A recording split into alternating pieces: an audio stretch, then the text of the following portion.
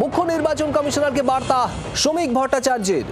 জ্ঞানেশ কুমারকে আসতে হবে কলকাতায়, দিল্লি থেকে মনিটরিং করলে চলবে না।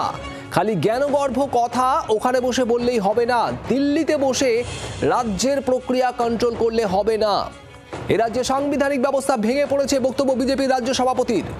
আমরা তো জ্ঞানেশ কুমারের বিবৃতি দাবি করছি।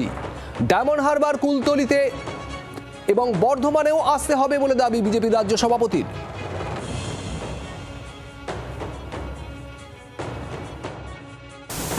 নির্বাচন কমিশন দিল্লিতে জ্ঞানেশ কুমার বসে থাকবেন, উনি জ্ঞানগর্ভ দুটো তিনটে স্টেটমেন্ট দেবেন, আর পশ্চিমবঙ্গের স্থিতি অন্যরকম হবে, এটা হতে পারে না।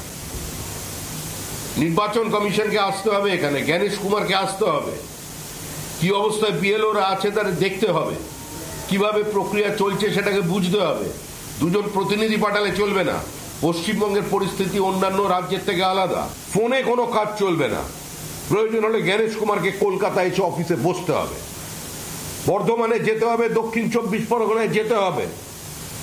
ডায়মন্ড মডেল যেখানে চলছে, ডায়মন্ড হারবারে গিয়ে দেখুন কিভাবে বিএলওদের অবস্থা তৈরি করা হয়েছে।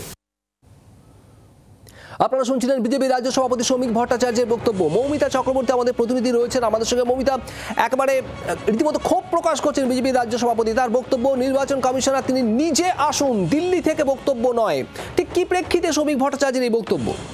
দেখো, যে পরিস্থিতি এই মুহূর্তে এসআইআর কে কেন্দ্র করে তৈরি হয়েছে এবং তাদের প্রতিনিধি দল পাঠানো, ক্রমাগত বিএলওদের যে অসুস্থ হয়ে পড়া বা যে ঘটনা ঘটেছে, মৃত্যুর ঘটনা ঘটেছে, সেই সমস্ত নিয়ে যে পরিস্থিতি তৈরি হয়েছে তা পশ্চিমবঙ্গের পরিপ্রেক্ষিতে অন্য রাজ্যের সঙ্গে তুলনা করলে চলবে না বলে মনে করছেন এবং বক্তব্য রাখছিলেন শ্রমিক ভট্টাচার্য। এবং সেই প্রসঙ্গে তিনি নির্বাচন কমিশনারের ভূমিকা নিয়ে প্রশ্ন তুলেছেন। তার বক্তব্য, যে সমস্ত রাজনৈতিক দলের বিএলএরাও আক্রান্ত হচ্ছেন, বিএলওরা চাপ সৃষ্টি হচ্ছে, চাপের মুখে পড়ছেন, সেক্ষেত্রে নির্বাচন কমিশন এই বিষয়ে কোনো দায়িত্ব বা নিরাপত্তা সুনিশ্চিত করতে পারেননি। তাই দিল্লিতে বসে জ্ঞানেশ কুমার শুধুমাত্র প্রেস কনফারেন্স করছেন বা কোনো বিবৃতি দিচ্ছেন এমনটা করলে চলবে না, যেহেতু এই রাজ্যের আইন শৃঙ্খলা পরিস্থিতি নেই এবং সেই কারণে এই রাজ্যের পরিস্থিতি অনুযায়ী, পরিস্থিতির বিচারে এই রাজ্যে আসতে হবে এবং সেই জায়গাগুলোয় যেতে হবে যেখানে সব থেকে বেশি সন্ত্রাসের ঘটনা ঘটেছে।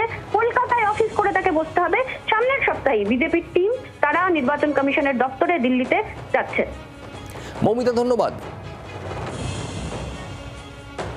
রাজ্যে সাংবিধানিক সংকট নয়, পুরো সাংবিধানিক ব্যবস্থা ভেঙে পড়েছে। জ্ঞানেশ কুমার বলুন তিনি এগুলো বন্ধ করতে পারবেন কি পারবেন না। আমরা তো জ্ঞানেশ কুমারের বিবৃতি দাবি করছি। জ্ঞানেশ কুমারকে আজকে জবাবদিহি করতে হবে, তার দায়িত্ব নিতে হবে নির্বাচন কমিশনকে। এটা শুধু দিল্লিতে বসে থাকলে হবে না, ওই ঠান্ডা ঘর থেকে বেরিয়ে আসতে হবে, এখানে আসতে হবে, ডায়মন্ড হারবারে আসতে হবে, গোসাবায় আসতে হবে, বেলডাঙ্গায় আসতে হবে, বীরভূমে এসে দেখুক কিভাবে কাজ করছে বিএলওরা।